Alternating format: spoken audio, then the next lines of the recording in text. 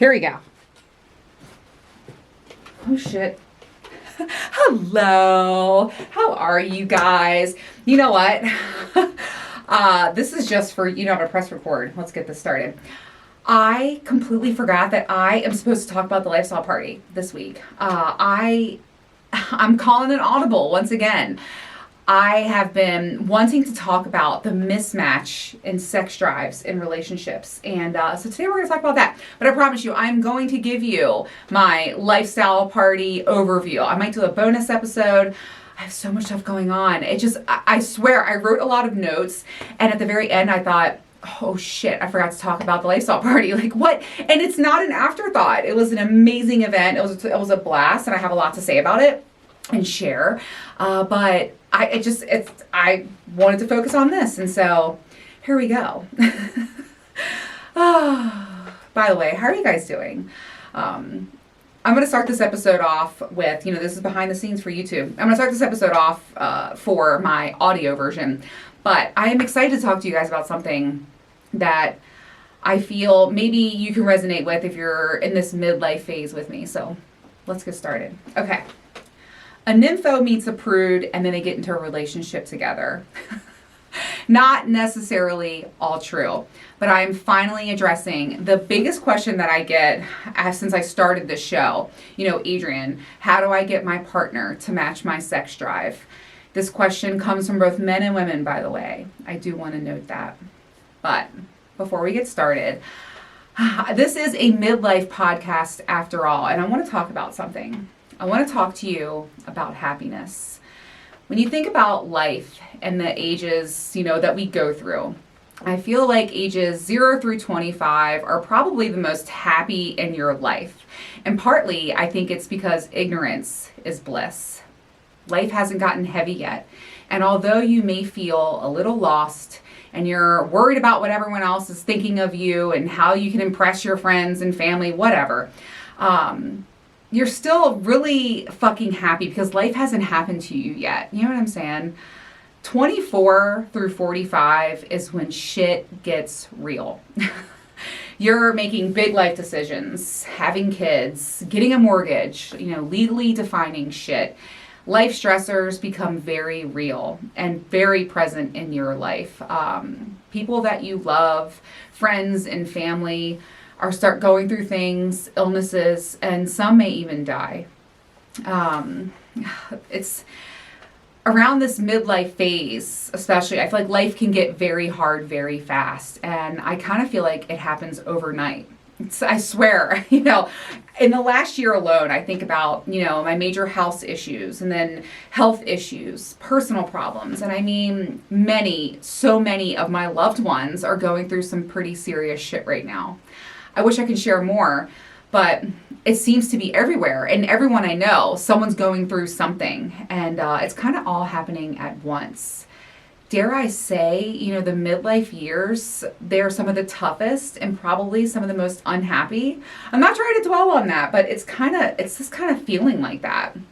And then I think about how, you progress to your later 40s and 60s and you make it through these things. These situations have strengthened you, humbled you, and I think you start to appreciate life and who you are. You accept yourself fully. And although you may not be as young and energetic as you once were before, you're really happy. You made it. You know what I mean? And most of us will make it there.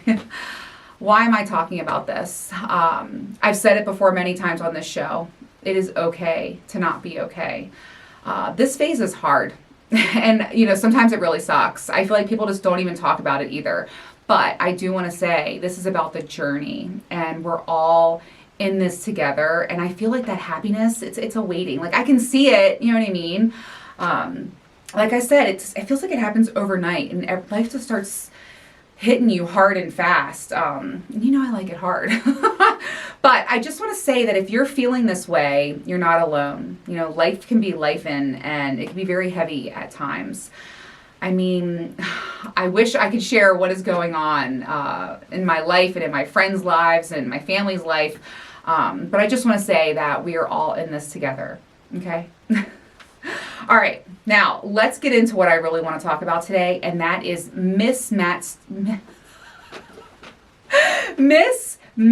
sex drives in relationships. I took too many notes for this episode. I keep finding myself like, where am I looking? Where am I going? Although I do promise at the end, I'm going to give you some personal updates. I know you guys want to hear about Mike. I have a bunch of future stuff coming up that I'll tell you about. And I promise you, I am going to get you that episode about the lifestyle party. I will not disappoint you. Okay.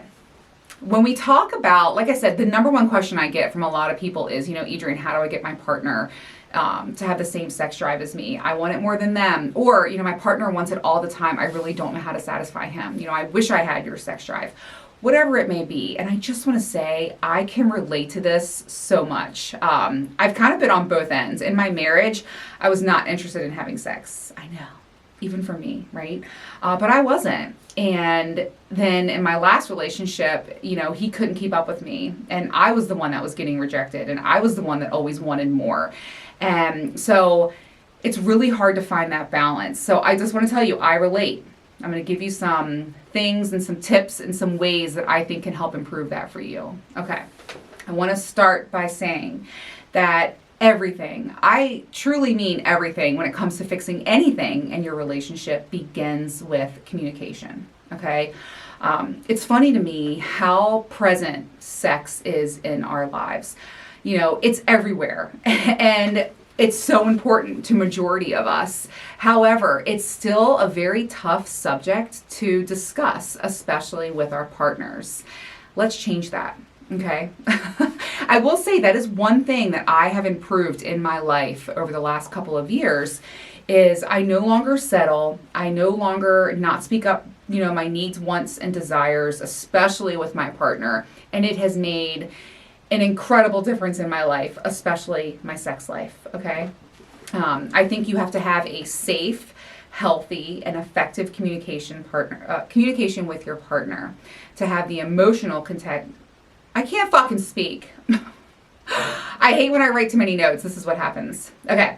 I think that you have to have a safe, healthy, and effective communication channel with your partner in order to have an emotional connection that leads to a much more fulfilling physical one. I had to get that out. I'm not going to be reading all these notes. It's too much.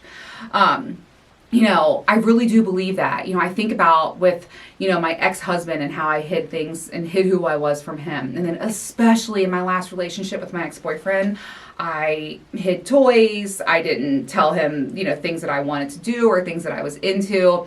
And I should have just said something. I either could have changed the situation with them because how are they going to know how to fix something if they aren't even aware? Or I could have just saved myself a lot of time, right? And ended the relationship when I needed to. I want to say that I think the very scariest thing when it comes to communicating with your partner is just having that first conversation, that first talk, You don't know how your partner's going to respond. You don't know if you're going to regret speaking to them about it. But if you ask me, I feel like not speaking about it, that alternative is far worse. And so let's talk about some steps that I suggest taking. When I tell you communication cannot be underrated, like that is number one, first and foremost, okay? And you got to find the right time. It can't be like in bed. It can't be like right after you have a romp. It can't be like when you're in the middle of dinner with the kids or a stressful situation or just walking through the door. Like make sure it's a calm, bring it up with your partner when it's the right time. That's huge too. I always tell people that. Okay.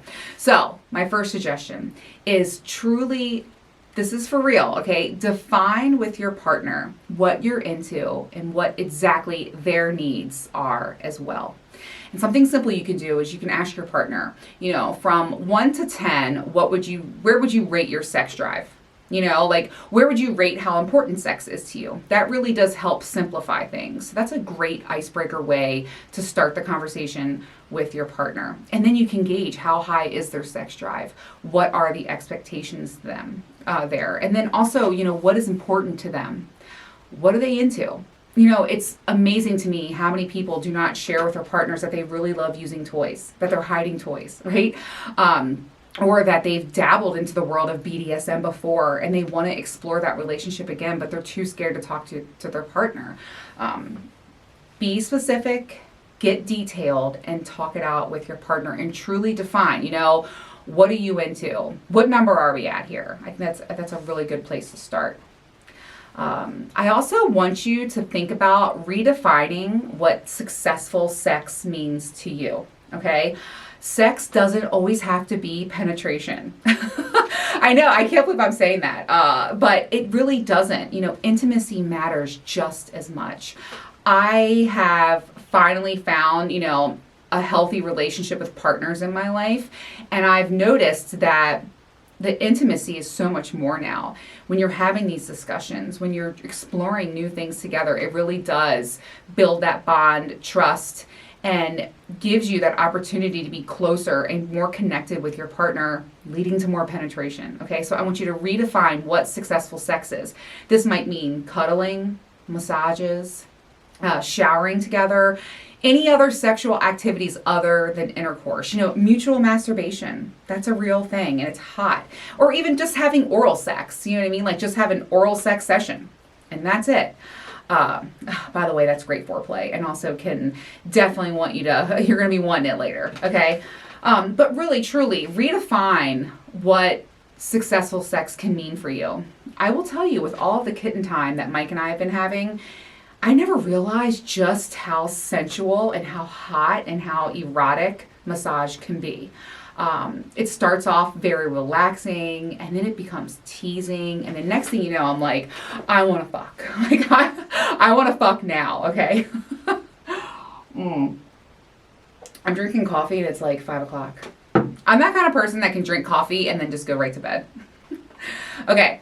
I also want to talk, I want you to talk with your partner about, quantity versus quality. I feel like some people are just like, just get it done, get it over with. And I would rather have I'm saying this for real. I would rather have quality sex twice a week than average, quickies 5-6 times a week. I really would. I would rather have that quality time, the quality sexcapade, than just forced, hurry up and go, get it done, check the box sex, okay? So talk about that. Quality over quantity. I want you to talk about your likes, your dislikes, your preferences. And it's critical for both partners to feel fulfilled by the sexual experience. And so what does that mean for you? And then also for the quantity, how many times a week would you want that? You know what I mean? Really talk openly with your partner about that. I think that's important. And again, you don't want to have that check the box sex. It's not sexy. Okay. All right. Next, I want you to try new things. I talk about that all the time on this show. Learn more about sex together. Dabble into the world of BDSM. See what's out there. Go to, I think it's BDSM or some BDSMtests.org. If you just Google BDSM tests, you can go in there and you can find out what your preferences are, and it will spit out these reviews of percentages, I'm 100% a brat and a rope bunny or whatever, and you'll be like, well, what's a rope bunny? What's a brat? And you'll start Googling and then you'll see what's a dom submissive relationship? What's impact play? All of those things. Just learn and explore more, okay? You can learn about kinks. There's so much out there. And also, can we talk about my favorite thing, toys? Toys are not your competition. They are your tag team partner in the bedroom. I personally use toys, I would say 9 times out of 10 in the bedroom with my partner, just because I use them so much. I think it's unreasonable for me to put that pressure on my partner to make me climax every time when I am so used to climaxing with toys. And that's something that I have to work on. I got to take breaks from them, and I try not to use toys, when I'm flying to go see Mike or whatever, a week before. But still, I like the toys. They get me off, and it's the way I like coming. And so I use toys in the bedroom. If you and your partner have never used a toy before, I highly recommend Coco on tracysdog.com. She is not intimidating at all and is super, super silent, very quiet toy. Or P-Cat, because P-Cat, she's going to get you there every time. That's my new favorite toy. I can't get enough of her. I fly with her to see Mike every trip. And yes, I fly with her, fully charged. They don't say anything right on my carry-on. People were asking me about that. But get your partner a toy, or surprise your partner with a toy, right? And say, hey, look what I've been using and exploring. I really like this. And if you're buying a toy for your partner, please, please, please allow them to play and explore with that toy on their own first. Let them learn how they like to use it, the different settings, how it feels in their body, where they like it best. That's a pro tip. So allow them to play with it first and then introduce it with you. Talk about your fantasies with each other. And then one of my favorite things to do is make a fantasy list. Have a fantasy list. You can share it on the notes on your phone with them. You can add to it. And it kind of is like a fun idea for date nights. If you want to see mine, ping me over on Instagram at Midlife Craving, and I'll show you my example. I keep a running list. Now that I'm thinking about it, Mike and I I'm obsessed with kitten time with him. We haven't really stepped out of that. I need to change things up. Now I'm thinking about it. He isn't complaining and we talk about it, but we need to make our own specific fantasy list. So make a fantasy list with your partner. Okay. Just try new things. All right. Here's when I say my next suggestion for bridging the gap between you and your partner's sex drives. Here we go. I want you to schedule sex.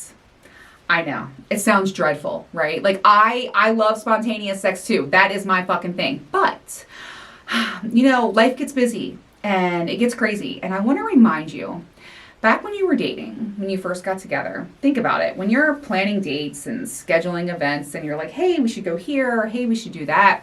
You're kind of sort of, you're scheduling sex. Like, you're going to get it on. You're going to have sex. And so think of it that way. Start dating each other again and see what happens. I promise you it's not the worst idea in the world. Schedule the sex. Book a hotel room. Schedule a date night. Keep it consistent. And, think about it that way. By default back then you were actually scheduling sex. So now we're just doing that again. And I think it's going to work for you. So schedule that sex. Do it. Okay. The next thing I really want you to do, and I know this is hard, especially for me, because I feel like in my last relationship, I was really judged and criticized and shamed for when I would give suggestions, like how I wanted a sex swing, okay? But I want to get back to the communication thing, and I want you to truly talk to your partner brutally, honestly, about how this impacts you, how this makes you feel, and what you two can do to improve and have a happier and healthier sex life together. Because it's fucking vital, okay? It is so vital. I heard a story, and I don't know if I should share this, but fuck it. I heard a story about this girl, and she was taking a bath and she was feeling good, and she called out to her husband and she said, hey, come in here. And she's in the bath and she's naked, and she said, can you bring me my rose? And he went in the bathroom and threw it at her. And she was initiating. She was like, hey, come in here. Let's have sex. And he gave her the rose and then walked away.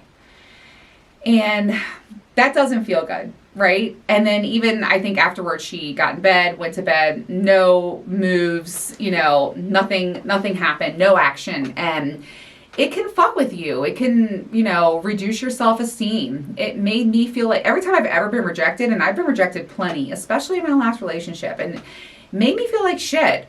And then you're like, fuck that, I'm not asking anymore. I'm just going to stop asking. How many times have you heard that before, right? And it doesn't feel good. So really be honest and talk to your partner and find a good balance, okay? It's vital. And it was funny because when I was talking about it, I thought to myself, God, what is she going to do? It's like, what's the alternative? Because if he's not going to change, if he's not willing, I don't know. It's tough. And this is a big reason why people have affairs. This is a big reason why people break up. That intimacy and that connection and your sex life it's vital in your relationship. And so keep things together and just be brutally honest, because if you're not honest now, you're going to be honest later. Okay. All right.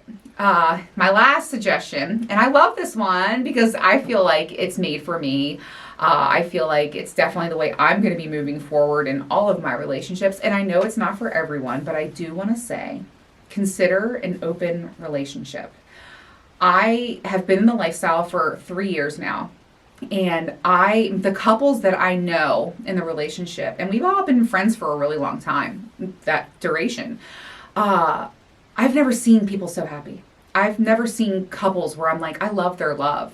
And I truly see how happy they are. It's funny because when I look around the room, like in my life, and I see friends and family, whatever, it's very rare where I say, wow, they seem really happy. And when I'm with my lifestyle friends, and I know I don't know it all, but majority of them are really fucking happy and thriving.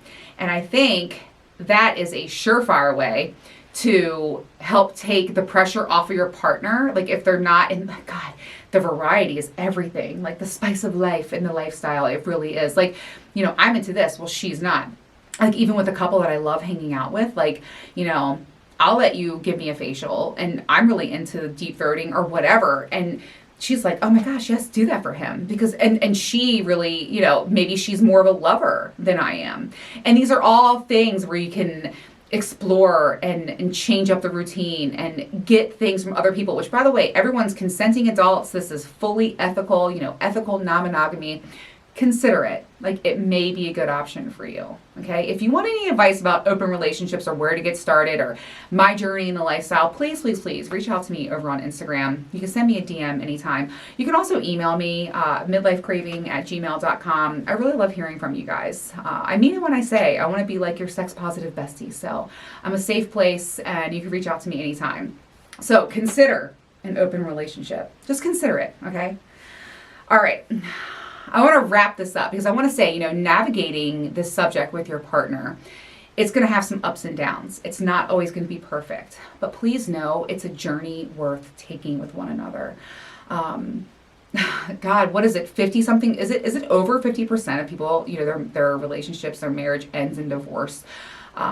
You know, work on that. And really, if you have a strong foundation with someone, because I have so many people that say, I love my wife, I love my husband, but we don't have enough sex. Like, fix that. You know what I mean? Like, realize how important it is for your partner. Don't lose, you know, the love of your life because of something like that. Like, work it out together. Sweeping these intimacy issues under the rug is just going to make things worse. And it's going to make you're going to keep feeling stuck. Like, I describe it as purgatory, okay? And I feel like with practice, non-judgmental and empathetic communication, you can tackle these mismatched libidos and intimacy can thrive with your partner. Okay, I truly believe in that. Okay. Okay. I feel like I had so many notes for that. I'm going to give you a quick update with me and then I'm out. Okay. Things with Mike are going very well. I spent the weekend with him in Georgia last weekend, and it was a ton of kitten time, quality time. You know, let me talk about, like, kind of, and it was funny because I said to him, I said, you know, Mike, do you feel like we're in a routine? You know, like I'm having this open communication with him all the time. And it's just so fun and so hot. Plus, I'm just like a spoiled little brat, and he doesn't seem to mind. But this is what I like to, like, get in bed and then have a long massage. Like, that's, like, seriously some of the best part. And then he teases me just right. He's so good with his hands. And then my favorite thing, I'm telling you, is those macaroni and cheese sounds. Okay? Like, I love that shit. It's so hot. And then oral, and then penetration. And then my new favorite thing is I love to have him finish inside of me. And then I grab PCAT and I use her to finish. Like, I use his, like, cum as lube. That's, like, my new favorite thing to do. And it's so fucking hot. By the way, we're talking about all these toys from Tracy'sDog.com. Remember, you can use code CRAVERS20, that's CRAVERS20, and get 20%. So when we're talking about Coco and PCAT, or, you know, the OG Clit Sucker, they have amazing toys on their website. Oh, big news, spoiler alert here. Actually, no one knows, but they are coming out with a new bullet vibrator. I actually just got sent the prototype the other day, and I was like, oh my God, finally. It's beautiful, and I'm so excited about it. So, big things coming. So head over to Tracy'sDog.com and use that promotion code CRAVERS20 to get 20% off of your entire order. And they have sales all the time. So head over there, okay? All right. This week I am off to Orlando. It's Mike's birthday. We're going to spend time with him, and I'm going to Disney World, so that's going to be a lot of fun. Be sure that you are following along with me over on Instagram at Midlife Craving. I'll be sharing a lot in my stories. I always do. I always try to over there. And if you're watching this on YouTube, yes, you can watch me on YouTube now if you're only listening. Please like and subscribe and do all the things. Comment. I always try to comment back. I'm really trying to grow that channel, and I think I'm going to start going live on there. I'm thinking Tuesdays I might start going live. I need to do something more consistent with, communicating and hanging out with you guys, because I really like that back and forth whenever I go live on Instagram or live on TikTok. Also, I have a hot date coming up with one of my favorite couples. I've talked about Mia before. I have not seen her since like early December, and I miss them so much. I'm going to be going to a lifestyle event, and then we got a room after. I'm very excited about that.